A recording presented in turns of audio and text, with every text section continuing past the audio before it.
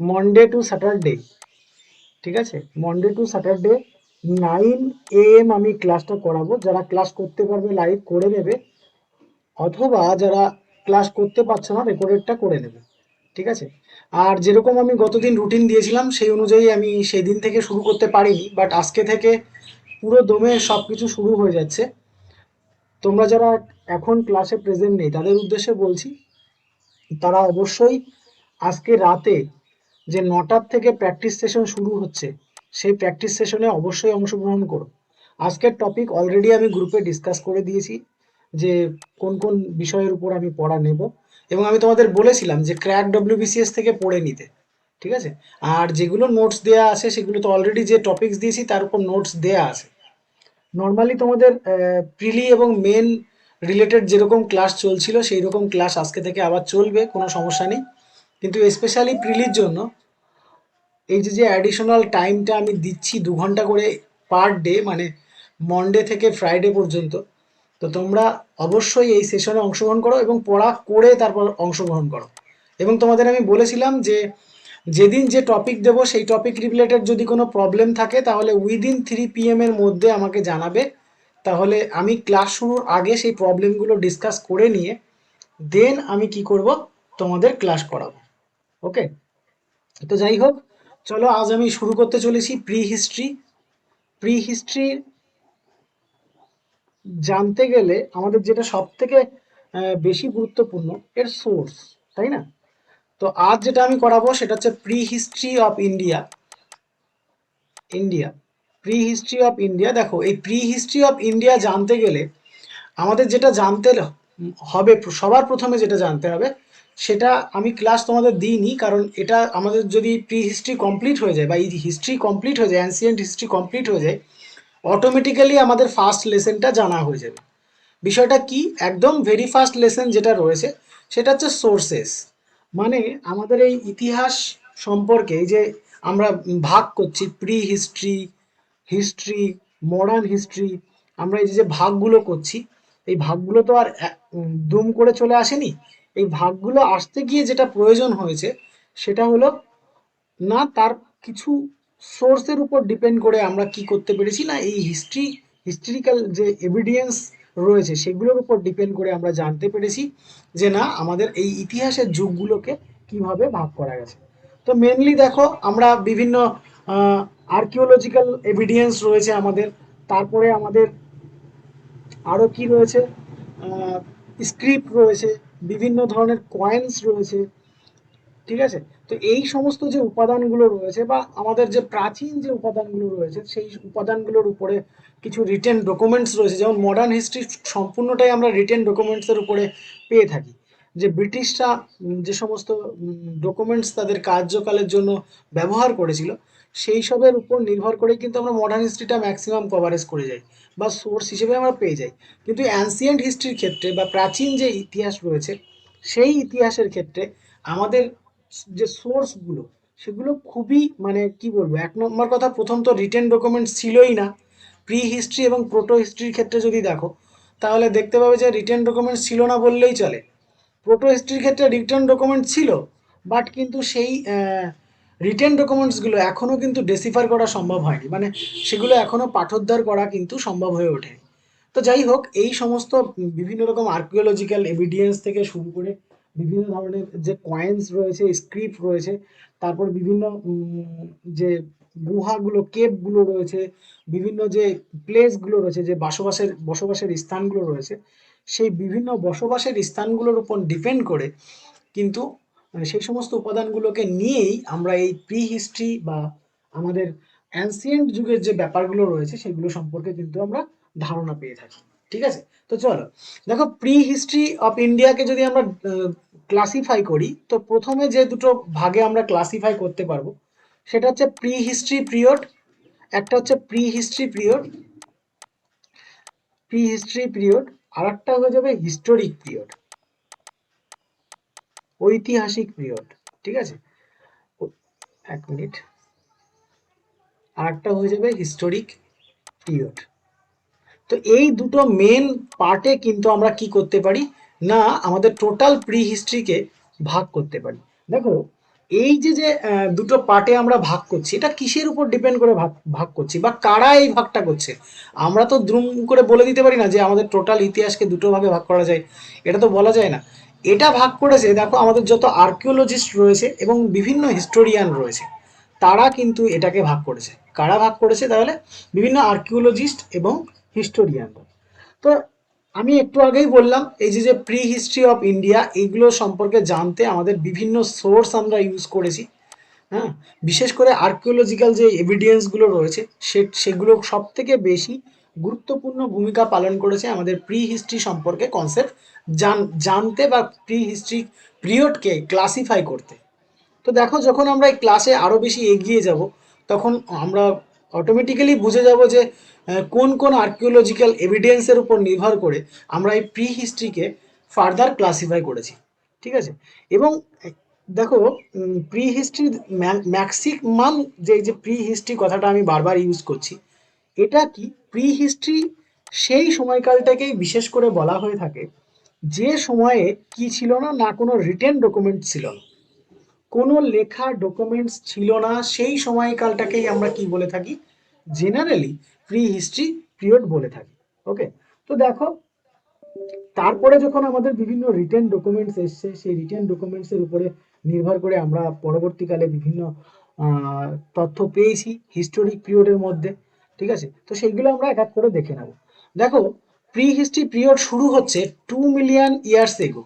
2 million years ago এখন এইখান থেকে শুরু হচ্ছে। এখান থেকে শুরু করে একটা দীর্ঘ সময় 3500 বিসি পর্যন্ত যে সময়কালটা, সেই সময়কালে কিন্তু কি হয়েছে না, এই যে যে সময়কালটা, এটাকে বলা হচ্ছে প্রি হিস্ট্রি পিরিয়ড। ওকে, এবার দেখো, এর থেকে এই যে 3500 বিসি থেকে বর্তমান সময়, বর্তমান যে টাইমটা রয়েছে আমাদের, বর্তমান সময় পর্যন্ত যেটা, সেটাকে আমরা কি বলছি? Historic period. এবার দেখো, গল্পটা কোথায়? আমি যে কথাটা বলছিলাম যে এই প্রি হিস্টোরিক পিরিয়ড যেটা রয়েছে, এই প্রি হিস্টোরিক পিরিয়ডে কি ছিল না, কোনো রিটেন ডকুমেন্ট ছিল না, কোনো রিটেন ডকুমেন্টস কিন্তু ছিল না এই পিরিয়ডে। বাট এই যে হিস্টোরিক পিরিয়ডটা রয়েছে, এই হিস্টোরিক পিরিয়ডে কিন্তু আমাদের কি রয়েছে না, রিটেন ডকুমেন্টস কিন্তু আমাদের রয়েছে। রিটেন ডকুমেন্টস কিন্তু এই সময় ছিল না, বাট এই সময় কিন্তু আমাদের রিটেন ডকুমেন্টস রয়েছে। তো দেখো, তাহলে আমরা এটাকে নর্মালি যদি ক্লাসিফাই করি, তাহলে আমরা দেখতে পাবো যে 2 মিলিয়ন ইয়ার্স এগো থেকে শুরু করে 3500 বিসি পর্যন্ত যে সময়কালটা, এই যে লং টাইম, এই লং টাইমের মধ্যে কিন্তু কোনোভাবে কি ছিল না, না কোনো রিটেন ডকুমেন্ট ছিল না। এর পরের থেকে প্রেজেন্ট টাইম, বর্তমানকাল পর্যন্তকে বলা হয় হিস্টোরিক পিরিয়ড, যেটাতে কিন্তু কি ছিল, রিটেন ডকুমেন্ট ছিল, যার উপর ভিত্তি করে আমরা ইতিহাসকে কি করেছি, ক্লাসিফাই করেছি। এবার দেখো, এখানে একটা প্রবলেম আছে। প্রবলেমটা কোথায়? এই যে 3500 বিসি, এই সময় কিন্তু রিটেন ডকুমেন্টস ছিল, রিটেন ডকুমেন্টস ছিল, কিন্তু গল্প হলো কি, এই রিটেন ডকুমেন্টসটাকে আমরা কিন্তু আজও ডেসিফার করতে পারিনি, বা এটাকে পাঠোদ্ধার করতে পারিনি। তাহলে দেখো, এখানে একটা প্রবলেম চলে আসছে। দেখো, এখান থেকে আমি এই পর্যন্ত সময়কালকে আমি বলে দিলাম প্রি হিস্ট্রিক পিরিয়ড, বাট দেখো এই সময়ের থেকে এই প্রেজেন্ট টাইমের মধ্যেও অনেক জায়গায় রিটেন ডকুমেন্ট ছিল, বাট সেই রিটেন ডকুমেন্টসগুলোকে পাঠোদ্ধার বা ডেসিফার করা সম্ভব হয়নি। তো এই যে যে সময়কালটা, যার রিটেন ডকুমেন্টস আছে বাট পাঠোদ্ধার করা সম্ভব হয়নি, এটাকে বলা হয় কি? এটাকে বলা হয় প্রোটো হিস্ট্রি। কি বলা হয়? Proto historic period. কি বলা হয় থাকে এই সময়কালটাকে? এই সময়কালটাকে কিন্তু বলা হয়ে থাকে প্রোটো হিস্টোরিক পিরিয়ড। ঠিক আছে, এটার যদি আমি সময়কালটা দেখি, তাহলে সময়কালটা অলমোস্ট কত হয়ে যাবে? এই 3500 থেকে 500 বিসি পর্যন্ত সময়কালটাকে কিন্তু আমরা কি বলতে পারি? প্রোটো হিস্টোরিক পিরিয়ড কিন্তু বলতে পারি। ঠিক আছে, তাহলে হিস্টোরিক পিরিয়ড কখন থেকে শুরু হচ্ছে? এই অনুযায়ী আমি বলতে পারি যে 500 থেকে প্রেজেন্ট টাইম, এটাকে কিন্তু আমি হিস্টোরিক পিরিয়ডের মধ্যে ফেলতে পারি। ঠিক আছে, তবে হ্যাঁ, এই যে যে সময়কালটা, এই সময়কালটা নিয়ে অনেক বইতে অনেক মতভেদ রয়েছে। সেই মতভেদে আমরা যাব না, একদম সিম্পলি জেনে নাও, 2 মিলিয়ন ইয়ার এগো থেকে 3500 বিসি পর্যন্ত যে সময়কালটা, সেটাকে আমরা প্রি হিস্টোরিক পিরিয়ড বলছি, যেখানে রিটেন ডকুমেন্টসের কোনো অ্যাভেবিলিটি নেই বা রিটেন ডকুমেন্টস পাওয়া যায়নি। আফটার দ্যাট 3500 বিসি থেকে বর্তমান সময়কালটাকে বলা হয় হিস্টোরিক পিরিয়ড, যেটার মধ্যে কিন্তু রিটেন ডকুমেন্ট ছিল। এবং দেখো আরেকটা সময়কাল যেটা প্রোটো হিস্টোরিক পিরিয়ড আমি বলছি, সেটা কি না, এই সময় রিটেন ডকুমেন্টস ছিল বাট সেইগুলো কি কি করা সম্ভব হয়নি, না সেগুলোকে পাঠোদ্ধার করা কিন্তু সম্ভব হয়ে ওঠেনি। তো এইভাবে আমরা তিনটে যুগকে মেনলি ভাগ করতে পারি। এবার দেখো আজকের যে আলোচ্য বিষয় প্রি হিস্টোরিক পিরিয়ড, এই প্রি হিস্টোরিক পিরিয়ডটা যদি দেখো, এটা কিন্তু একটা লং টার্ম, মানে অনেকটা সময় নিয়ে, দেখো 2 মিলিয়ন ইয়ার্স এগো, 2 মিলিয়নস বলতে 1 মিলিয়ন সমান সমান হচ্ছে 10 লক্ষ বছর। ঠিক আছে, তাহলে 2 মিলিয়ন মানে 20 লক্ষ, 20 লক্ষ বছর। 20 লক্ষ বছর থেকে শুরু করে 3500 বিসি পর্যন্ত, তাহলে একটা দীর্ঘ সময়। এই সময়টাকে কিন্তু আমরা কি বলে থাকি, এই সময়টাকে আমরা প্রি হিস্টোরিক পিরিয়ড বলে থাকি। এবং আমাদের হিউম্যান ডেভেলপমেন্টের, মানে মানব উন্নয়নের সব থেকে লম্বা দীর্ঘতম সময়কাল কিন্তু এই সময়কালটা। তবে হ্যাঁ, ভারতের প্রি হিস্টোরিক পিরিয়ডের সঙ্গে অন্য অন্য দেশের বা অন্য অন্য কান্ট্রির প্রি হিস্টোরিক পিরিয়ডের একটু পার্থক্য আছে। ঠিক আছে, যাই হোক সেটা নিয়ে আমরা আলোচনা করব না। এবার দেখো এখানে আরেকটা জিনিস গুরুত্বপূর্ণ, এই প্রি হিস্টোরিক পিরিয়ডটাকে বলা হয়ে থাকে স্টোন এজ। কি বলা হয়ে থাকে? Stone age. কেন বলা হয়ে থাকে?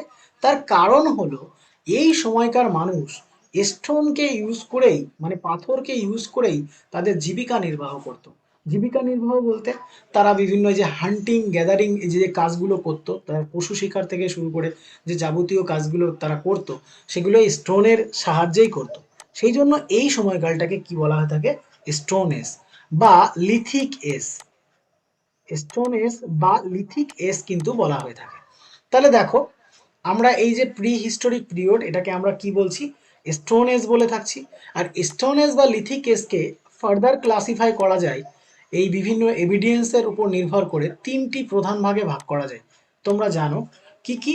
2 মিলিয়ন ইয়ার্স এগো থেকে, 2 মিলিয়ন ইয়ার এগো থেকে শুরু করে কত বছর পর্যন্ত? 10,000 বিসি পর্যন্ত।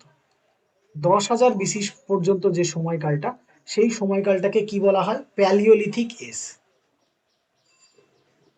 প্যালিওলিথিক, প্যালিওলিথিক অর্থে প্রাচীন প্রস্তর যুগ। ঠিক আছে, তারপরে দেখো এই 10,000 বিসি থেকে শুরু করে 6,000 বিসি পর্যন্ত যে সময়কালটা, 6,000 বিসি পর্যন্ত যে সময়কালটা, সেই সময়কালটাকে বলা হয় মেসোলিথিক এজ। Mesolithic age. ঠিক আছে, এবং দেখো এরপরে 6,000 থেকে শুরু করে 2,000 বিসি পর্যন্ত যে সময়টা, 2,000 বিসি পর্যন্ত যে সময়কালটা, সেটাকে বলা হয়ে থাকে নিওলিথিক এজ। Neolithic age. তাহলে দেখো অলরেডি আমরা ক্লাসিফাই করে নিলাম আমাদের প্রি হিস্ট্রিক পিরিয়ডকে দুটো ভাগে ভাগ করা যায়, একটা প্রি হিস্টোরিক পিরিয়ড এবং হিস্টোরিয়ান পিরিয়ড। এবং তারপর আমরা প্রি হিস্টোরি, প্রোটো হিস্টোরি এবং যে আমাদের হিস্টোরিক্যাল পিরিয়ড সেটা আমরা দেখে নিলাম। এইবার আমাদের যেটা রয়েছে প্রি হিস্টোরিক পিরিয়ড, যেটাকে আমরা স্টোন এজ বলে থাকছি, সেই স্টোন এজ স্টেজকে আমরা আবার কি করছি? ফার্দার ক্লাসিফাই করছি তিনটে ভাগে, যেটা কিনা 2,000 মিলিয়ন ইয়ার্স এগো থেকে শুরু করে 10,000 বিসি পর্যন্ত সময়কালটা, সেটাকে প্যালিওলিথিক এজ বলছি। এবং আফটার দ্যাট 1,000 বিসি থেকে 6,000 বিসি পর্যন্ত যে সময়কালটা, সেটাকে আমরা বলছি মেসোলিথিক এজ। এবং 6,000 থেকে 2,000 বিসি পর্যন্ত যে সময়কালটা, সেই সময়কালটাকে আমরা কি বলছি? আমরা নিওলিথিক এজ বলছি। দেখো এই যে সময়কালটা প্যালিওলিথিক থেকে মেসোলিথিক, মেসোলিথিক থেকে নিওলিথিক, এই যে সময় পিরিয়ড, এর মধ্যেকার যে সময়টা, দেখো এখানে আমরা একটা সময়কাল পেয়েছিলাম এখান থেকে 3500 বিসি পর্যন্ত, একটা লং টাইম। ঠিক একই রকমভাবে প্যালিওলিথিক এজটা কিন্তু সব থেকে বেশি সময় নিয়ে চলেছিল, দেখো 2,000 মিলিয়ন ইয়ার্স এগো থেকে 10,000 বিসি পর্যন্ত। তো দেখো প্যালিওলিথিক থেকে মিসোলিথিক এর মধ্যে যে পার্থক্য আমরা বেসিক্যালি দেখি, সেগুলো হচ্ছে টুলসের পার্থক্য। মানে এই সময় যে সমস্ত স্টোন টুলসগুলো আমরা ইউজ করতাম বা মানুষ ইউজ করতো, সেই স্টোন টুলসের মধ্যে প্রচুর চেঞ্জেস আসে। ঠিক আছে, তো সেই চেঞ্জগুলোর উপর নির্ভর করেই কিন্তু আমরা এটাকে ক্লাসিফাই করেছি যে না এগুলো সব প্যালিওলিথিক এজের মধ্যে পড়ছে, এগুলো মেসোলিথিক এজের মধ্যে পড়ছে। ঠিক আছে, আর দেখো এই যে সময়কালটা, এর পরে যেটা রয়েছে আমাদের মেসোলিথিক থেকে নিওলিথিকের দিকে যাচ্ছে, তখন কিন্তু আমরা স্টোনের সাথে সাথে মেটালের ইউজ শিখেছি বা ধাতুর ব্যবহার কিন্তু আমরা শিখেছি। কোন কোন সময়? এই মেসোলিথিক থেকে যখন আমরা নিওলিথিকে কনভার্ট হচ্ছি, সেই সময় কিন্তু আমরা স্টোন থেকে স্টোনের সাথে সাথে আমরা মেটালকেও কিন্তু কি করে নিয়েছি, অ্যাডাপ্ট করে নিয়েছি, এবং মেটালের ইউজ কিন্তু আমরা অলরেডি শিখেছি। এবার দেখো, যদি আমি দেখি আমাদের এই টোটাল হিস্টোরিক্যাল যে এভিডেন্স রয়েছে, মানে এই যে যে স্টোন টুলসগুলো রয়েছে, শুধু কি এই স্টোন টুলসের উপর নির্ভর করে আমাদের এই টোটাল যত আমাদের ক্লাসিফাইগুলো রয়েছে, এগুলো কি সব ক্লাসিফাই করা যায়? না, শুধু কিন্তু যে স্টোনের উপর নির্ভর করেই আমরা আমাদের এই যুগকে ক্লাসিফাই করতে পারি তা কিন্তু নয়। স্টোন ছাড়াও আরো একটা জিনিস গুরুত্ব, দেখো আমরা যদি ক্লাসিফাই দেখি যে কি কারণে আমরা ক্লাসিফাই করতে পারছি, কি কি কারণে, প্রথম তো আমরা বলেই দিতে পারি যে স্টোনের যে টুলস রয়েছে, সেই টুলসের উপর ডিপেন্ড করে আমরা কি করতে পারি না, আমাদের এই যে যে প্রাচীন যে যুগের ব্যাপারগুলো রয়েছে, প্রাচীন যুগের যে আমরা ক্লাসিফাই করছি, মেসোলিথিক, নিওলিথিক, প্যালিওলিথিক, এই যে ব্যাপারগুলো রয়েছে, এগুলো আমরা স্টোনের উপর নির্ভর করে যে শুধু করছি তা না, এর পাশাপাশি আমরা ক্লাইমেটের উপর, আমাদের যে ক্লাইমেট চেঞ্জ হচ্ছে, ঠিক আছে, ক্লাইমেট যে চেঞ্জ হচ্ছে তার উপরে কিন্তু নির্ভর করেও আমরা আমাদের এই প্যালিওলিথিক এজ, মেসোলিথিক এজ, এইগুলোকে কিন্তু আমরা ক্লাসিফাই করতে পারছি। এবার দেখো, আজকে যেটা আমি তোমাদের প্রধানই মেনলি আলোচনা করব, সেটা হচ্ছে প্যালিওলিথিক এজ। কি এজ? না, প্যালিওলিথিক এজটাই আমি টোটালি ডিসকাস করব। তো তোমরা একটু দেখতে থাকো। প্যালিওলিথিক এজের মধ্যে আমরা প্রথম যেটা ডিসকাস করব সেটা হচ্ছে, দেখো এই প্যালিওলিথিক এজ এর সময়কালটা কত। দেখো, প্রথমে আমরা জানি 2 লক্ষ মিলিয়ন ইয়ার্স এগো থেকে শুরু হচ্ছে, যেটা কিনা চলছে কত পর্যন্ত, 10,000, 10,000 না সরি, 1 লক্ষ। এবং দেখো এরপরে যদি আমি দেখি, তো এরপরে আসছে 40,000, দেন আসছে আমার 10,000, 10,000 বিসি, ঠিক আছে, এগুলো সব বিসি। তো এটা হচ্ছে আমাদের টোটাল প্যালিওলিথিক এজের ক্লাসিফিকেশন। প্যালিওলিথিক এজের ক্লাসিফিকেশন যদি আমি দেখি একটুখানি খেয়াল করে, এই 2 মিলিয়ন ইয়ার্স এগো থেকে 1 লক্ষ মিলিয়ন ইয়ার্স এগো পর্যন্ত যে সময়কালটা, সেই সময়কালটাকে আমরা বলছি লোয়ার বা early, early paleolithic age, early paleolithic age, ঠিক আছে। 2 লক্ষ মিলিয়ন ইয়ার্স এগো থেকে 1 লক্ষ মিলিয়ন, 1 লক্ষ মিলিয়ন ইয়ার্স এগো পর্যন্ত যেটা আমাদের রয়েছে, সেটাকে আমরা কি বলছি, সেটাকে আমরা বলছি, সরি আমি এটা 2 লক্ষ ভুল বলছি, এটা 2 মিলিয়ন ইয়ার্স এগো, মানে 20 লক্ষ, 20 লক্ষ থেকে 1 লক্ষ যে সময়কালটা রয়েছে সেটাকে আমরা বলছি লোয়ার বা আর্লি প্যালিওলিথিক এজ। এবং দেখো, এই 1 লক্ষ থেকে 40,000 যে সময়কালটা রয়েছে সেটাকে আমরা বলছি মিডিল প্যালিওলিথিক এজ বা মধ্য প্রস্তর যুগ বলতে পারো, মধ্য প্রস্তর যুগ। এবং দেখো, 40,000 থেকে যে 10,000 পর্যন্ত রয়েছে এটাকে আমরা বলতে পারি আপার বা লেট প্যালিওলিথিক এজ বলতে পারি। তাহলে আমরা প্যালিওলিথিক এজকে প্রথমে যে ক্লাসিফাইটা করলাম, কত থেকে কতর মধ্যে করলাম, 2 মিলিয়ন ইয়ার্স এগোর থেকে, মানে 20 লক্ষ বছর আগে থেকে শুরু করে 1 লক্ষ বছর পর্যন্ত যে সময়কালটা, সেটাকে বললাম আমরা লোয়ার বা আর্লি প্যালিওলিথিক এজ। এবং দেখো তারপরে 1 লক্ষ থেকে শুরু করে আমাদের 4 লক্ষ, সরি 40,000 পর্যন্ত যেটা রয়েছে সেটাকে আমরা বলছি মিডিল প্যালিওলিথিক এজ। এবং 40,000 থেকে 10,000 বিসি পর্যন্ত যে সময়কালটা রয়েছে সেটাকে আমরা বলছি আপার প্যালিওলিথিক এজ, ঠিক আছে। তো আমরা এই তিনটে প্রধান ভাগে ভাগ করতে পারি আমাদের যে প্যালিওলিথিক এজটা রয়েছে সেটাকে। এবার দেখো, এখানে একটা জিনিস ইনফরমেশন আমি তোমাদেরকে শেয়ার করে রাখি, প্রত্যেকে নোট ডাউন করে নেবে। ব্যাপারটা হচ্ছে কি, দেখো এই যে যে বিভিন্ন সময়কালের বস্তু, এই যে লোয়ার প্যালিওলিথিক বলছি, মিডিল প্যালিওলিথিক বলছি, আপার প্যালিওলিথিক বলছি, এর আগে আমি তোমাদের paleolithic age, mesolithic age, neolithic age এইগুলো সম্পর্কে বললাম। তার আগে prehistory, history, protohistory, এই সম্পর্কে কনসেপ্ট দিলাম। তো এইগুলো যে আমরা জানতে পেরেছি, সেগুলো কিসের উপর ডিপেন্ড করে জানতে পেরেছি, সেইগুলো আমরা একটু জেনে নেব। ভেরি ভেরি ইম্পর্টেন্ট, তোমরা একটু প্রত্যেকে দেখো, এই যে যে ডেটিং মেথডগুলো রয়েছে এগুলো একটু লিখে নেবে, হ্যাঁ। ডেটিং মেথডগুলো রয়েছে সেইগুলো সম্পর্কে আমরা জানবো। প্রথম জানবো যেটা, সেটা হচ্ছে palaeomagnetic method. Paleo magnetic method. দেখো এই যে পদ্ধতি, প্যালিও ম্যাগনেটিক যে পদ্ধতি, এই পদ্ধতিতে মোটামুটি হাজার হাজার বছরের পুরনো, হাজার হাজার বছরের পুরনো এভিডেন্স সম্পর্কে কিন্তু আমরা ধারণা পেতে পারি এই প্যালিও ম্যাগনেটিক প্রসেসের মাধ্যমে। এবং যদি আমরা খেয়াল করি তাহলে দেখব যে 600 থেকে 700 ডিগ্রি সেন্টিগ্রেড উষ্ণতায় যে পদার্থ আমরা পেয়েছি, বা এই তাপমাত্রায় উত্তপ্ত হওয়ার পরেও যে পদার্থগুলো আমরা রয়েছে, সেই পদার্থগুলোর বয়স কিন্তু আমরা নির্ধারণ করতে পারি কিসের মাধ্যমে? প্যালিও ম্যাগনেটিক প্রসেসের মাধ্যমে। তাহলে দেখো প্যালিও ম্যাগনেটিক যে প্রসেসটা রয়েছে, সেই প্রসেসের মাধ্যমে আমরা হাজার হাজার বছরের পুরনো কোনো পদার্থ যদি পাই, তো সেই পদার্থের বয়স কিন্তু আমরা কি করতে পারি? নির্ধারণ করতে পারি কিসের সাহায্যে? এই প্যালিও ম্যাগনেটিক প্রসেসের মাধ্যমে। এবং দেখো যদি কোনো পদার্থ এরকম হয় 600 থেকে 700 ডিগ্রি সেন্টিগ্রেড তাপমাত্রায় সে পুড়েছে বা উত্তপ্ত হয়েছে, তারপরেও কিন্তু সেই পদার্থকে কি করতে পারি আমরা? সেই পদার্থকে কিন্তু আমরা তাদের বয়স নির্ধারণ করতে পারি এই প্রসেসের মাধ্যমে। এবং দেখো যদি তুমি একটু খেয়াল করো, আহ, এখানে কিন্তু যদি আমি দেখি হাজার হাজার বছর নয়, প্রায় মিলিয়ন বছরের কাছাকাছি কিন্তু আমরা এই প্রসেসের মাধ্যমে মেপে নিতে পারবো। আর বিশেষ করে ধরো যে সমস্ত ভলক্যানিক লাভা রয়েছে, তারপরে মাটির যে সমস্ত উপাদান রয়েছে, সেগুলো সম্পর্কেও কিন্তু আমরা এই প্রসেসের মাধ্যমে তাদের বয়স কিন্তু নির্ধারণ করতে পারবো। দ্বিতীয় নম্বরে যেটা আসছে সেটা হচ্ছে ইউরেনিয়াম সিরিজ। ইউরেনিয়াম সিরিজ, ঠিক আছে?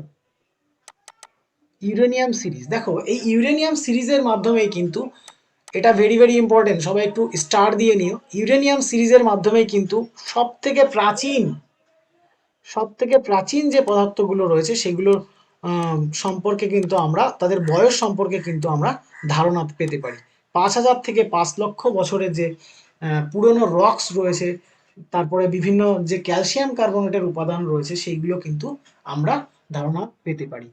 তবে একটা জিনিস এখানে মাথায় রাখবে, যদি পদার্থের মধ্যে ক্যালসিয়াম কার্বনেট থাকে তবেই কিন্তু এই ইউরেনিয়াম সিরিজের মাধ্যমে আমরা তার বয়সটাকে নির্ধারণ করতে পারবো। ঠিক আছে? তারপরে হচ্ছে থার্মোলুমিনেশন মেথড। এটা খুবই ইম্পর্টেন্ট। থার্মোলুমিনেস এক মিনিট লুম ও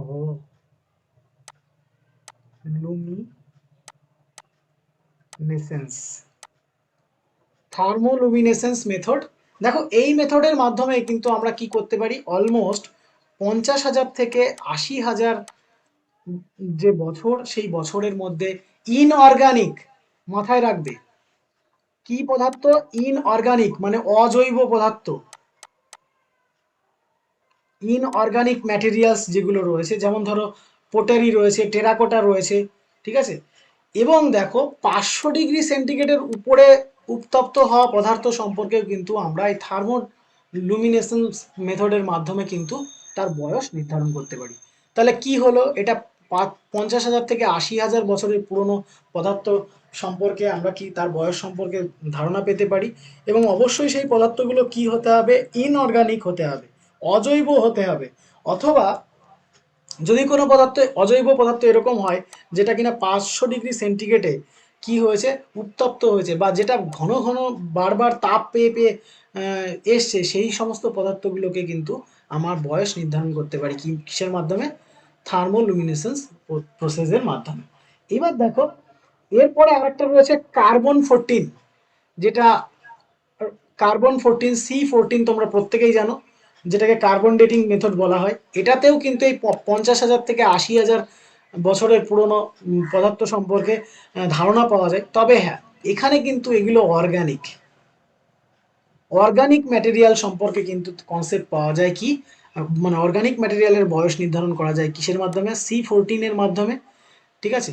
তাহলে দেখো থার্মোলুমিনেসেন্স পদ্ধতির মাধ্যমে ইনঅর্গানিক পদার্থ আর অর্গানিক পদার্থ পাওয়া যায় কার্বন C14 যে মেথডটা রয়েছে সেটার মাধ্যমে। ঠিক আছে? আর একটা উল্লেখযোগ্য মেথড এখানে রয়েছে, সেটা হচ্ছে কি না, ইলেকট্রন স্পিন রোম্যান্স। ঠিক আছে? যে প্রসেসের মাধ্যমে তোমরা বলতে পারো হাজার হাজার বছরের পুরনো এভিডেন্স সম্পর্কে কিন্তু আমরা ধারণা পেতে পারি। আর এখানে যদি দেখো অর্গানিক ম্যাটেরিয়ালের মধ্যে কি পড়ে, অর্গানিক ম্যাটেরিয়ালের মধ্যে চারকোল, উড, সিডস, এই সমস্ত পদার্থকে কিন্তু কি করতে পারি আমরা পরিমাপ, বয়স পরিমাপ কিন্তু করতে পারি। তো এই ডেটিং মেথড কটা আমি তোমাদের বলে দিলাম, এই কটা মেথড কিন্তু ইম্পর্টেন্ট, আমরা পরবর্তীতে পাবো এবং এখান থেকে প্রশ্ন কিন্তু আসে।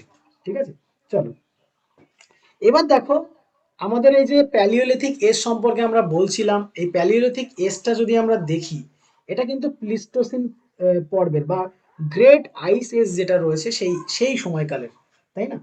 তো এটা একটা ভেরি ভেরি ইম্পর্টেন্ট ইনফরমেশন, যেটা আমি দেখেছি বিভিন্ন পরীক্ষায় আসতে। দেখো আমাদের এই যে প্যালিওলিথিক যে কালচারটা রয়েছে, এই প্যালিওলিথিক কালচারটা কোথার থেকে উঠে এসছে? না, এটা প্লিস্টোসিন যে পিরিয়ড রয়েছে সেই প্লিস্টোসিন পিরিয়ড থেকে কিন্তু উঠে রয়েছে, বা যেটাকে আমরা বলে থাকি গ্রেট গ্রেট আইস এজ। ঠিক আছে, গ্রেট আইস এজ বলে থাকি, বা এটাকে কি বলে থাকি, প্লিস্টোসিন পিরিয়ড, প্লিস্টোসিন পিরিয়ড। তাহলে দেখো আমাদের যে প্যালিওলিথিক কালচার যেটা উঠে এসছে কোথার থেকে, না প্লিস্টোসিন পিরিয়ড থেকে কিন্তু উঠে এসছে। ভেরি ভেরি ইম্পর্টেন্ট একটা ইনফরমেশন যেটা পরীক্ষায় আসে। তো দেখো আমরা যদি বিভিন্ন এরাকে ফার্দার ক্লাসিফাই করি তাহলে আমরা পাবো, দেখো প্রাইমারি,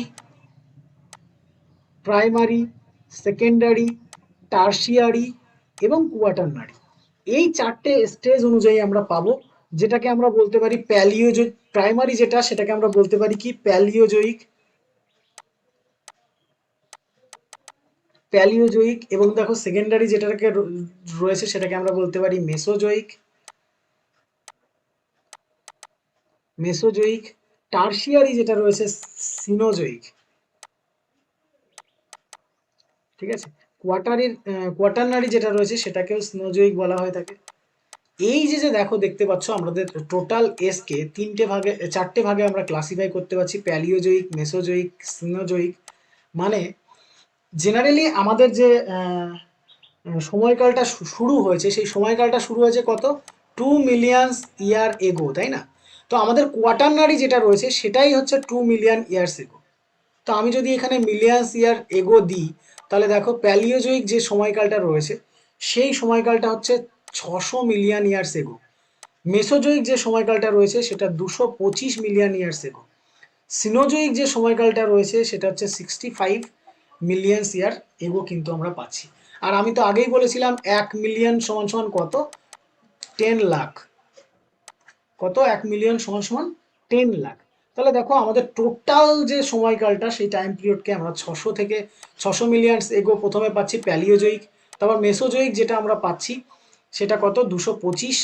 তারপরে দেখো স্নোজোইক, পরপর দুটো রয়েছে, একটা হচ্ছে টার্সিয়ারি এবং একটা কোয়াটারনারি, যেটা একটা 65 এবং আরেকটা 2 মিলিয়ন ইয়ার্স এগো থেকে পাচ্ছি। এবার দেখো বিষয়টা হলো আমাদের যে কোয়াটারনারি পর্বটা সেটাকে আমরা কি বলি, স্নোজোইক পর্ব বলি। এই স্নোজোইক পর্বকে কিন্তু আরো দুটো প্রধান ভাগে ভাগ করা যায়, একটা হচ্ছে হলোসিন যুগ, আরেকটা হচ্ছে প্লিস্টোসিন যুগ। দেখো প্লিস্টোসিন যেটা রয়েছে, প্লিস্টোসিন এই সময়কালটা কিন্তু এটা 2 মিলিয়ন ইয়ার্স এগো।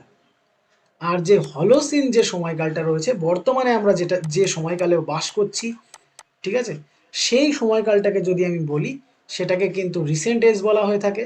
আর এই রিসেন্ট সময়কালটা কিন্তু কত, 10,000 ইয়ার্স এগো, 10,000 ইয়ার্স এগো এই সময়কালটা কিন্তু বলা হচ্ছে। এবার দেখো এখানে যেটা আমি বলছিলাম যে গ্রেট আইস এজ, যে কথাটা বলছিলাম, আসলে ব্যাপারটা কি হয়, এই হলোসিন পিরিয়ডে বা এই প্লিস্টোসিন পিরিয়ডের পরের থেকে এই হলোসিন পিরিয়ডের মধ্যে আমাদের পৃথিবী, টোটাল আমাদের পৃথিবীটা মোট 4 বার, মোট কয়বার, 4 বার কিন্তু সম্পূর্ণভাবে বরফাবৃত হয়ে গেছিল। বা আমরা বলতে পারি যে টোটাল পৃথিবীটা শীতল এবং শুষ্ক হয়ে গেছিল।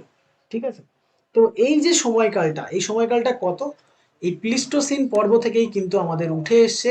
কোন সময়কালটা, এই যে গ্রেট আইস এজ, যে যেটা আমি বলছিলাম যে প্লিস্টোসিন পিরিয়ড, এই প্লিস্টোসিন পিরিয়ডটা কোথার থেকে আসলো সেটা বোঝাতে গিয়েই আমি তোমাদেরকে এইগুলো বললাম, যে প্রাইমারি, সেকেন্ডারি, টার্সিয়ারি, কোয়াটারনারি, এই কটা স্টেজে, এই কটা স্টেজে যদি আমরা ভাগ করি তাহলে প্রথমে পাবো প্যালিওজোইক, যেটা কিন্তু 600 মিলিয়ন ইয়ার্স এগো থেকে শুরু হয়েছে। আফটার দ্যাট রয়েছে মেসোজোইক 225, স্নোজোইক 65, তারপর দেখো কোয়াটারনারিতে স্নোজোইক রয়েছে যেটা কিনা 2 মিলিয়ন্স এর এগো থেকে শুরু হয়েছে। আর আমি বলেছিলাম আমাদের যে প্যালিওলিথিক এজটা রয়েছে সেটা কোথা থেকে উঠে এসেছে, প্লিস্টোসিন যুগ থেকে উঠেছে। তো সেই প্লিস্টোসিন যুগটা কত 2 মিলিয়ন্স ইয়ার এগো থেকে হয়ে বর্তমানে দেখো হলোসিনের মধ্যে চলে এসছে। ক্লিয়ার? চলো এবার দেখো যদি আমরা একটু খেয়াল করি তাহলে আমরা দেখতে পাবো আমাদের মানব উন্নয়নে হিউম্যান ডেভেলপমেন্টের ক্ষেত্রে বা মানুষের যে ইভলিউশন হয়েছে, হিউম্যান ইভলিউশন যেটা হয়েছে সেটা যদি দেখি আমাদের বর্তমান মানুষ হোমো সেপিয়েন্স সেপিয়েন্স, তাই না? হোমো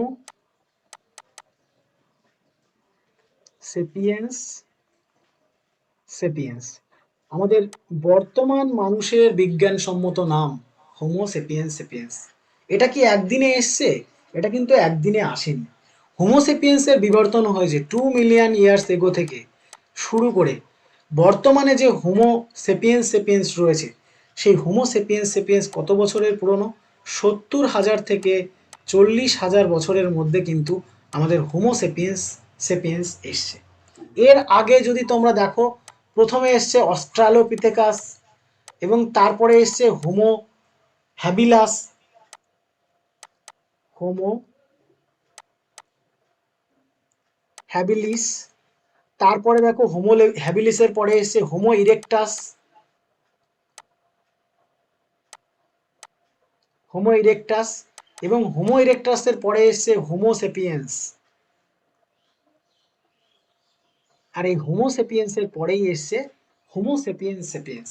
তাহলে দেখো প্রথমে আমাদের ছিল অস্ট্রালোপিথেকাস, অস্ট্রালোপিথেকাসের পরে হোমো হ্যাবিলাস, যেটা যারা কিন্তু প্রথম কি করতে পারে না ফার্স্ট পাথর হাতে নিতে পারে। ঠিক আছে, প্রথম হোমো হ্যাবিলাসরাই কি করতে পারে পাথর হাতে নিতে পারে। এবং হোমো ইরেকটাস যারা রয়েছে তোমরা জানো এরা কিন্তু প্রথম সোজা হয়ে দাঁড়াতে শিখেছিল, সোজা হয়ে দাঁড়াতে শিখেছিল কারা? Homo erectus. এবং তারপরে দেখো মানুষের বিবর্তন হয়েছে, আধুনিক মানুষ এসছে এবং এই হোমো সেপিয়েন্সের পরে এসছে আমাদের কি হোমো সেপিয়েন্স সেপিয়েন্স। এইভাবেই কিন্তু আমাদের কি হয়েছে মানুষের আস্তে আস্তে বিবর্তন হয়েছে। ঠিক আছে, তো প্রথমে ছিল অস্ট্রালোপিথেকাস, তারপরে হোমো হ্যাবিলাস হ্যাবিলিস যেটা আমাদের প্রথম পাথর ধরতে শেখে, হোমো ইরেকটাস যারা সোজা হয়ে চলতে শেখে এবং তারপরে এসছে হোমো সেপিয়েন্স যারা কিন্তু ম্যাক্সিমাম মানুষের বৈশিষ্ট্য পেয়েছিল এবং আধুনিক মানুষ যারা তারা হচ্ছে হোমো সেপিয়েন্স সেপিয়েন্স। ঠিক আছে, এবার দেখো যদি আমাদের ভারতবর্ষের যে বিভিন্ন প্যালিওলিথিক সময়কালের এভিডেন্সগুলো যদি আমরা দেখতে চাই বা বিভিন্ন প্যালিওলিথিক সময়কালের আহ, বৈশিষ্ট্যগুলি যদি আমরা পেতে চাই তাহলে যেটা আমাদের সব থেকে গুরুত্বপূর্ণ বা সব থেকে বেশি প্রয়োজন হয়ে ওঠে বা আমরা দেখি যে এভিডেন্সের ক্ষেত্রে প্রথম যে জায়গা থেকে আমরা এভিডেন্স পেলাম তাহলে আমরা দেখব যে আমাদের এই এই হচ্ছে আমাদের ইন্ডিয়া। ঠিক আছে, এই যদি আমাদের সাউথ ইন্ডিয়া দেখি তো এইখানে আছে আমাদের পাল্লাভরম, এরকম জায়গাতে আছে আমাদের কি পাল্লাভরম। ঠিক আছে, এই যে যে আহ, আহ, পাল্লাভরম যে জায়গাটা রয়েছে এই পাল্লাভরমে তখন geological survey of India, geological survey of ইন্ডিয়ার যে অফিসার, কি নাম ছিল তার? রবার্ট ব্রুস ফুটে। রবার্ট ব্রুস ফুটে এই পাল্লাভরম থেকে একটা পাথর লক্ষ্য করে। পাথরটা দেখতে অনেকটা এইরকম ছিল, এরকম একটা পাথর লক্ষ্য করে।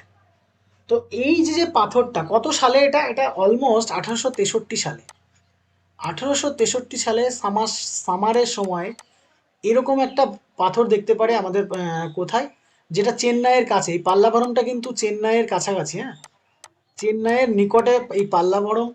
কে দেখেন? রবার্ট ব্রুস ফুট, যিনি কিন্তু আমাদের জিওলজিক্যাল সার্ভে অফ ইন্ডিয়ার একজন অফিসার ছিলেন। তিনি প্রথম এখানে কি দেখেন, একটা এরকম পাথর দেখেন এবং এই পাথরটা পরবর্তীকালে আহ, বোঝা যায় যে না এটা একটা হ্যান্ড এক্স ছিল। কি ছিল? হ্যান্ড অ্যাক্স ছিল। ঠিক আছে, সরি, হ্যান্ড অ্যাক্স ছিল। তো দেখো যখন থেকে এই যে হ্যান্ড অ্যাক্সটা আবিষ্কার হয়, এই হ্যান্ড অ্যাক্সটা যখন এটা সম্পর্কে পরীক্ষা নিরীক্ষা করা হয় এবং জানা যায় যে না এটা একটা হ্যান্ড অ্যাক্স এবং এটা প্যালিওলিথিক এজের, তার পরবর্তীকালে আমাদের অল ওভার ইন্ডিয়াতে ম্যাক্সিমাম জায়গাতে কিন্তু কি করা হয় না সার্চ করা হয় এবং সার্চ করার ফলে দেখা যায় যে না আমাদের ভারতবর্ষের ম্যাক্সিমাম জায়গায় কিন্তু প্যালিওলিথিক এজের বিভিন্ন নিদর্শন কিন্তু পাওয়া গেছে সারা ভারতবর্ষে। এবার দেখো তাহলে প্রথম কোথায় হয়, 1863 সালে আমাদের পাল্লাভরমে রবার্ট ব্রুস ফুটে, যে কিনা আমাদের হ্যান্ড অ্যাক্স প্রথম কিন্তু ডেসিফার করেছিল বা প্রথম আবিষ্কার করেছিল বলতে পারো, ডিসকভার করেছিল। এবার দেখো এই যে হ্যান্ড এক্সটা আবিষ্কার হয় এবং এরপরেই কিন্তু আমাদের সারা ভারতবর্ষে অনেক জায়গাতেই কি হয় আমাদের প্যালিওলিথিক সময়কালের যে নিদর্শনগুলো রয়েছে সেগুলো কিন্তু আমরা পেতে থাকি। এবার দেখো প্যালিওলিথিক নিদর্শনের মধ্যে যেগুলো পড়ছে আমাদের সেই তার মধ্যে রয়েছে স্টোন, বোন এবং শেল। ঠিক আছে, এই তিন ধরনের উপাদান কিন্তু আমরা প্যালিওলিথিক সময়কালের পেয়েছি। এছাড়া উড কিছু উড এবং তাদের যে হ্যাবিটেশন সাইটগুলো রয়েছে, বাসস্থানগুলো রয়েছে, ফ্যাক্টরি সাইটগুলো রয়েছে, সেগুলো কিন্তু আমরা পরবর্তীতে পেয়েছি। হ্যাবিটেশন সাইট বলতে যেখানে তারা বসবাস করতো, প্যালিওলিথিক মেনরা যেখানে বসবাস করতো সেটাকে বলা হয় হ্যাবিটেশন সাইট। আর ফ্যাক্টরি সাইট কোনটা না এই প্যালিওলিথিক মেনরা যেখানে কি করতো, যেখানে কিনা হাতিয়ার বানাতো সেটাকে বলা হতো ফ্যাক্টরি সাইট। ঠিক আছে, তো দেখো তখনকার দিনের মানুষরা বেসিক্যালি যেখানে বাস করতো সেখানে অবশ্যই রিভার থাকতো। কেন রিভার থাকতো, তার কারণ হচ্ছে এই রিভারের যে জল সেটা পানীয় জল হিসেবে ব্যবহার করতো এবং এই রিভারের সাইডে অ্যানিমেলও থাকতো। কেন থাকতো, কারণ এই অ্যানিমেলরা জলের জন্য এই নদীর কাছে আসতো। তারপরে দেখো এই রিভারের পাশে যদি কোনো পাহাড় বা গুহা থাকতো তাহলে কিন্তু এই প্যালিওলিথিক মানুষরা সেখানে বিশেষ করে বসবাস করতো। কারণ কি, কারণ এখানে খাদ্য পাওয়া যাচ্ছে এবং তার সাথে সাথে শেল্টারটাও পাওয়া যাচ্ছে, সেই জন্য কিন্তু তারা এখানে বাস করতো। যাই হোক, এবার আমরা দেখে নেব আমাদের ভারতবর্ষের গুরুত্বপূর্ণ কয়েকটা প্যালিওলিথিক সাইট। ঠিক আছে, দেখো কিছু গুরুত্বপূর্ণ প্যালিওলিথিক সাইট আমরা দেখে নেব যেগুলো ভীষণভাবে পরীক্ষায় আসে। তার মধ্যে একটা তোমরা জানো ভীমবেটকা, ভীমবেটকা বিশাল ভেরি ভেরি ইম্পর্টেন্ট। তারপর নোভাসা, এটাও ভেরি ভেরি ইম্পর্টেন্ট। যাই হোক এইগুলো ছাড়াও এই 15টা প্রত্যেকটাই কিন্তু ইম্পর্টেন্ট। সব থেকে বেশি ইম্পর্টেন্ট এই যে ভীমবেটকা, কুর্নুল, নোভাসা, হিরন ভ্যালি, সোয়ান ভ্যালি, হ্যাঁ, ভাগর, এইগুলো কিন্তু আমাদের বিশেষ বিশেষ করে ইম্পর্টেন্ট। চলো এক এক করে আমরা দেখে নেব। প্রথমে যে দুটো সাইট আমরা জানবো সেই দুটো সাইট হচ্ছে পাকিস্তানের। কোথাকার, পাকিস্তানের দুটো সাইট, একটা হচ্ছে পটোয়ার প্লেটু, হ্যাঁ, যেটা সংহ কেবের মধ্যে অবস্থান করছে, আর একটা হচ্ছে সোয়ান ভ্যালি, হ্যাঁ, শিবালিক হিলসের মধ্যে অবস্থান করছে। এই দুটো কিন্তু পাকিস্তানের উল্লেখযোগ্য প্যালিওলিথিক সাইটের মধ্যে পড়ছে। তারপরে দেখো দুদিয়ানা এবং লুনি ভ্যালি, যে দুটো কিন্তু আমাদের কোথায় অবস্থান করছে, দুটোই কিন্তু আমাদের রাজস্থানের মধ্যে অবস্থান করছে। তাহলে পাকিস্তানের মধ্যে কোন দুটো, পটোয়ার প্লেটু যেটা সাংহাউ কেবের মধ্যে অবস্থান করছে, সোয়ান ভ্যালি যেটা কিনা আমার শিবালিক হিলসের মধ্যে অবস্থান করছে, এই দুটো পাকিস্তানের মধ্যে পড়ছে বর্তমানে। এবং তারপরেই দেখো রাজস্থানের মধ্যে রয়েছে দুদিয়ানা আর লুনি ভ্যালি, এটা কোথায় অবস্থান করছে, এই দুটোই কিন্তু আমাদের রাজস্থানে অবস্থান করছে। তারপর দেখো যদি গুজরাট দেখি, গুজরাটের দুটো উল্লেখযোগ্য স্থান হচ্ছে সবরমতী ভ্যালি এবং হিরন ভ্যালি। এই দুটো জায়গাতে কিন্তু আমাদের কি রয়েছে, আমাদের প্যালিওলিথিক সাইট সম্পর্কে প্যালিওলিথিক সাইডের যে নিদর্শন রয়েছে সেগুলো কিন্তু আমরা পেয়েছি। এরপর দেখো নোভাসা, ভেরি ভেরি ইম্পর্টেন্ট। কেন বলছিলাম, কারণ এখানে যে শুধুমাত্র প্যালিওলিথিক উপাদান পেয়ে গেছে তা নয়, প্যালিওলিথিক মানুষরা আরো যে কিভাবে জীবন জীবিকা পালন করতো বা তারা কিভাবে থাকতো সেগুলো সম্পর্কে কিন্তু ডিটেলস এই নোভাসা এলাকায় কিন্তু পাওয়া গেছে। আরেকটা জিনিস মাথায় রেখো, যে সোয়ান ভ্যালি রয়েছে, এই সোয়ান ভ্যালিতে কিন্তু হ্যান্ডেক্স পাওয়া যায়। অলমোস্ট 1000-এর কাছাকাছি হ্যান্ডেক্স পাওয়া গেছে এই সোয়ান ভ্যালিতে, এটা মাথায় রেখো। তারপর দেখো হানাসাগি এখানে রয়েছে, ঠিক আছে, যেটা কিনা আমাদের কর্ণাটকের একটা বিশেষ উল্লেখযোগ্য সাইট। আর নোভাসা মহারাষ্ট্রের সাইট, উল্লেখযোগ্য সাইট। কুর্নুল যেটা কিনা আমাদের অন্ধ্রপ্রদেশে রয়েছে, তামিলনাড়ুতে রয়েছে। ঠিক আছে, তারপরে দেখো ভেরি ভেরি ইম্পর্টেন্ট সোন ভ্যালি মধ্যপ্রদেশে, মধ্যপ্রদেশের দুটোই উল্লেখযোগ্য। এই ভাগর এবং দেখো ভীমবেটকা, এই দুটোই কিন্তু ভেরি ভেরি ইম্পর্টেন্ট। ভীমবেটকাতে অলমোস্ট সব যুগের বৈশিষ্ট্যই কিন্তু পাওয়া যায়, ঠিক আছে, এবং সব ধরনের বৈশিষ্ট্য কিন্তু পাওয়া যায়। চলো, তারপর দেখো চাপানা মান্ড বেলান ভ্যালিতে অবস্থান করছে উত্তরপ্রদেশের। আর হচ্ছে কালপি, গঙ্গার যে সমভূমি অঞ্চল সেই সমভূমি অঞ্চলে অবস্থান করছে। এবং সর্বশেষে যেটা ডিসকভার করা গেছে, দিল্লির জেএনইউ যে ক্যাম্পাস, সেই ক্যাম্পাসেও কিন্তু আমরা কি পেয়েছি না, প্যালিওলিথিক এজের যে বৈশিষ্ট্য রয়েছে সেই বৈশিষ্ট্যের আহ, উপাদান কিন্তু আমরা পেয়েছি। তো এই কটা ইম্পর্টেন্ট সাইট তোমরা একটু স্ক্রিনশট নিয়ে নেবে, আমি ক্লিয়ার করে দিয়েছি, একটা একটু স্ক্রিনশট নিয়ে নিও, এটা খুবই ইম্পর্টেন্ট, ঠিক আছে।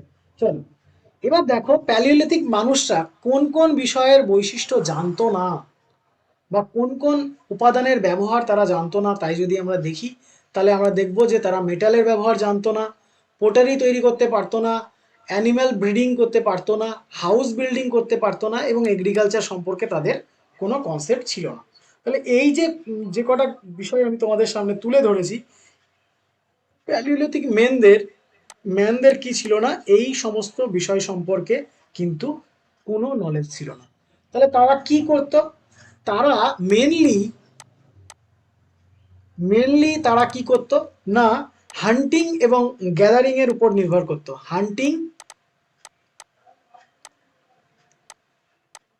And gathering. তাহলে প্যালিওলিথিক মেনরা মেনলি যে কাজটা করতো, কি করতো তারা, হান্টিং এবং গ্যাদারিং করতো।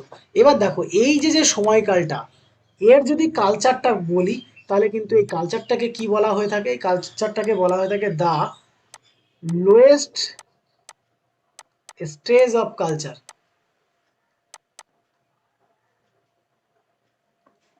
তাহলে এই যে কালচারটা দেখো একদম নিম্নমানের একটা কালচার বিলংস করতো, হান্টিং অ্যান্ড গ্যাদারিং, তোমরা বুঝতেই পারছো।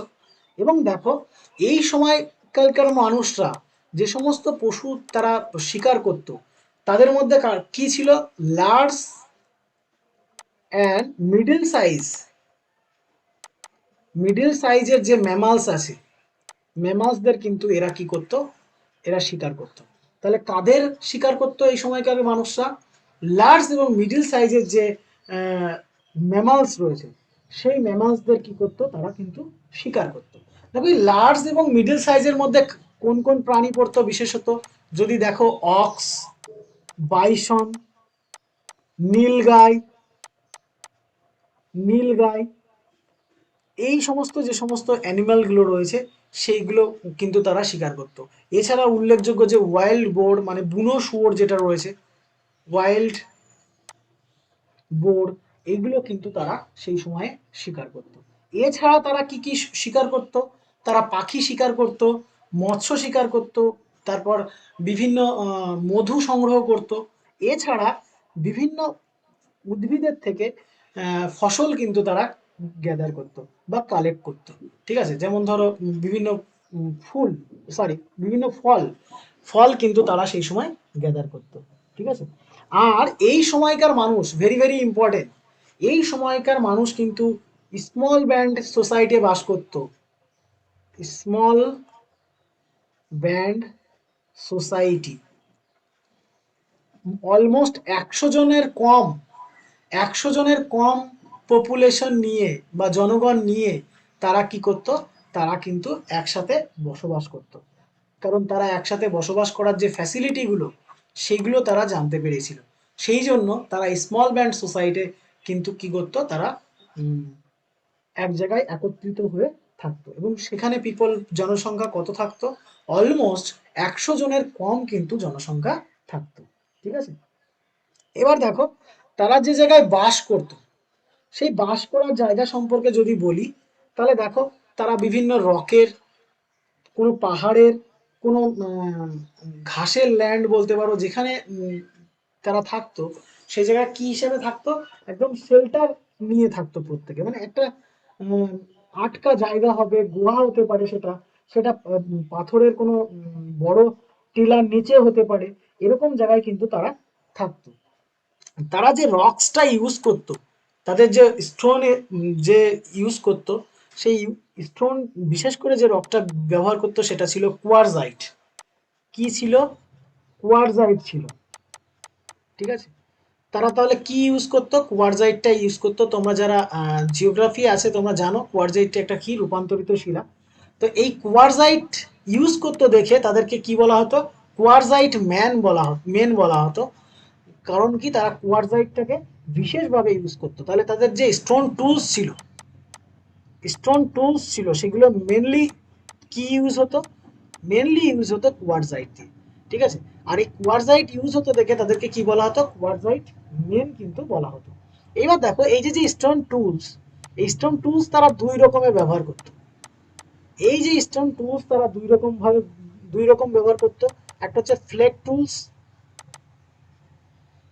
আর একটা হচ্ছে কোর টুলস। তাহলে কয় ধরনের টুলস তারা স্টোন ইউজ করতো? দুই ধরনের, একটা হচ্ছে ফ্লেক টুলস, আর একটা হচ্ছে কোর টুলস। কোর টুলস কি? একদম প্রকৃতিতে যেটা নর্মালি পাওয়া যায় সেটাকে বলা হয় কোর টুলস। ঠিক আছে, প্রকৃতিতে একটা বিশাল বড় পাথরের খণ্ড, সেটা দিয়ে একটা পশুর মাথায় যদি আঘাত করা হয়, মাথা থেতলে সেই পশুটা মারা যাবে। তো এই ধরনের যে প্রকৃতিতে জেনারেলি যে টুলস পাওয়া যেত সেটাকে বলা হতো কোর টুলস। আর এই কোর টুলসকে অন্য আরেকটা কিছু দিয়ে আঘাত করে যদি ভেঙে ইউজ করা হতো সেটাকে বলা হতো ফ্লেক টুলস। তাহলে কোর টুলস কি, ফ্লেক টুলস কি? কোর টুলস হচ্ছে প্রকৃতিতে যেটা আস্ত খণ্ড আকারে পাওয়া যেত সেটাকে বলা হতো কোর টুলস। আর ফ্লেক টুলস কি? প্রকৃতিতে যে কোর টুলস রয়েছে সেই কোর টুলসকে আঘাত করে ভেঙে তার যে টুকরো, সেই টুকরোকে আমরা কি বলবো? সেই টুকরোকে আমরা বলবো ফ্লেক টুলস। ঠিক আছে, এবং দেখো এই সময় যে সমস্ত উপাদানগুলো তারা ব্যবহার করত তার মধ্যে রয়েছে হ্যান্ডেক্স, ক্লেভার, চপার, ফ্লেক, বোরার, ব্লেড, বিউরিন, স্ক্র্যাপার্স। তোমরা দেখতেই পাচ্ছ বোরার্স, যেটা মাটি খোঁড়ার জন্য খুবই গুরুত্বপূর্ণ। এটা হ্যান্ডেক্স দিয়ে পশুর মাথায় আঘাত করার ক্ষেত্রে কাজে লাগতো। তারপর দেখো এই যে ফ্লেক টুলস, ব্লেড রয়েছে, দেখো এর সাইডগুলো কিরকম ধারালো প্রকৃতির, যে কোনো সাইড দেখো বিশেষভাবে খুব ধারালো প্রকৃতির। বিউরিনস রয়েছে, স্ক্র্যাপার রয়েছে, পশুর চামড়া ছাড়ানোর জন্য যেটা ইউজ করতো, পুরো আধুনিক ছুরির মতো অনেকটা। ঠিক আছে, তো এই সমস্ত জিনিসগুলো কিন্তু তারা সেই সময় মানে প্যালিওলিথিক সময় ইউজ করতো। এবার দেখো এই যে আমি বলছিলাম যে তৎকালীন সময়ে যে প্যালিওলিথিক এজটা রয়েছে বা স্টোন এজটা রয়েছে, সেই স্টোন এজকে আমরা ক্লাসিফাই করেছিলাম। তো সেই ক্লাসিফাইয়ের যদি তুমি ধরন দেখো, তাহলে দেখো প্রথমে কোর টুলস। কোর টুলসের মধ্যে কি কি পড়ছে? হ্যান্ডেক্স, ক্লেভার, চপার্স, এইগুলো পড়ছে। তাহলে লোয়ার প্যালিওলিথিক এজ যে সময়কালটা, ঠিক আছে, অর্থাৎ 2 মিলিয়ন ইয়ার্স এগো থেকে শুরু করে 1 লক্ষ বছর পর্যন্ত যে সময়কালটা, সেই সময়কালটা কিন্তু লোয়ার প্যালিওলিথিক সময়কাল। সেই সময় কি ইউজ করতো? হ্যান্ডেক্স, ক্লেভার্স, চপার্স, এগুলো ইউজ হতো।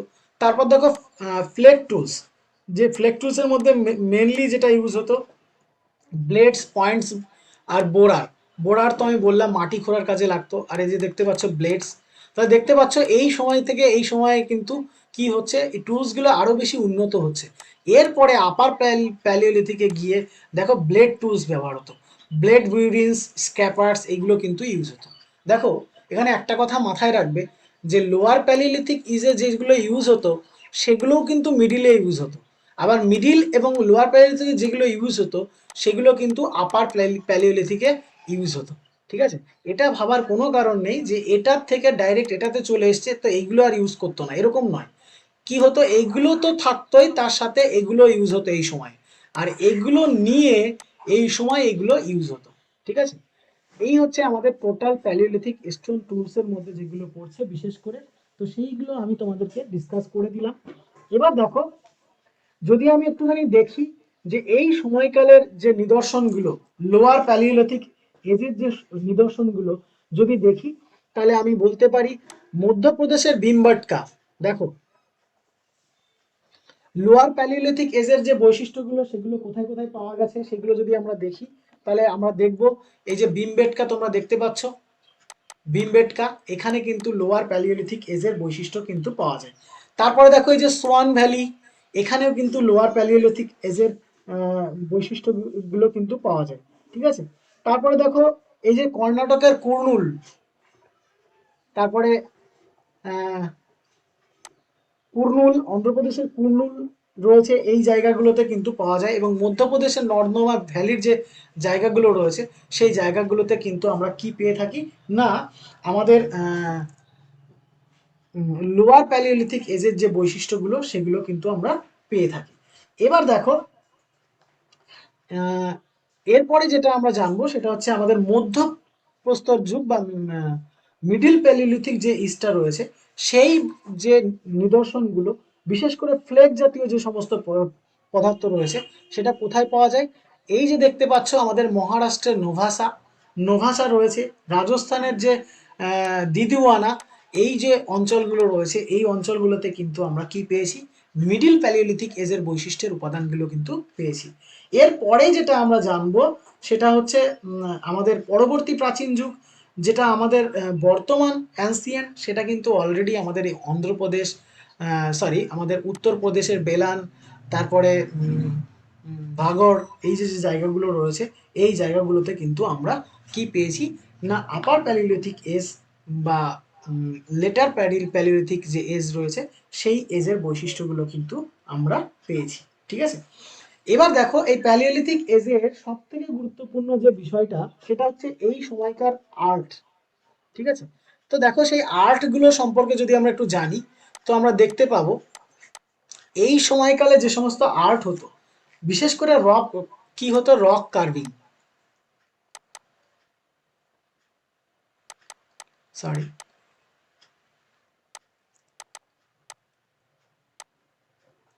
রক কার্ভিং মানে কি, গুহার যে দেয়াল থাকতো অন্য আর একটা পাথর দিয়ে সেই দেয়ালে কি করা হতো, গর্ত করে করে গর্ত করে করে বিভিন্ন পশুর ছবি কিন্তু সেই সময় আঁকা হতো। ঠিক আছে, গুহার যে দেয়াল থাকতো সেই দেয়ালে অন্য পাথর দিয়ে ঘষে ঘষে গর্ত করে কি করা হতো, পশুর ছবি কিন্তু তখন আঁকা হতো। এটাকে কি বলা হয়, রক কার্ভিং।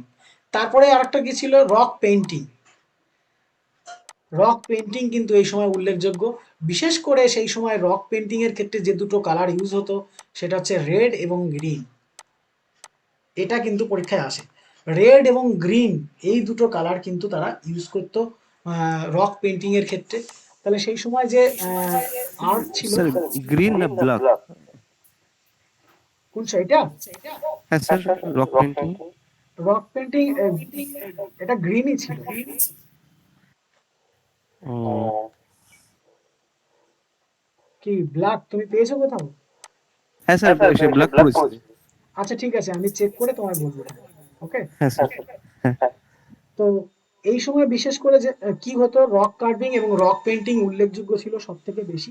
আর এই যে দুটো আর্ট ফর্ম, এটাই কিন্তু সব থেকে কি ছিল, প্রাচীন আর্ট ফর্মের মধ্যে পড়তো। ঠিক আছে, তারপর দেখো এই সময় যে সমস্ত ফিগারগুলো তারা আঁকতো, তোমরা প্রত্যেকেই জানো যে ম্যাক্সিমাম ছিল হিউম্যান এবং অ্যানিম্যাল ফিগার, বিশেষ করে ছিল অ্যানিম্যাল ফিগার এবং হিউম্যানের ফিগারও কিন্তু তারা সেই সময় আঁকতো। আর এই সকল এভিডিয়েন্স, এই যে বিভিন্ন আর্ট শিল্পকলা, এইগুলো সব থেকে বেশি মাত্রায় পাওয়া যায় কোথায় পাওয়া যায়, সেটা হচ্ছে ভীমবেটকা গুহাতে। ঠিক আছে, কোথায় পাওয়া যায়, ভীমবেটকা গুহাতে।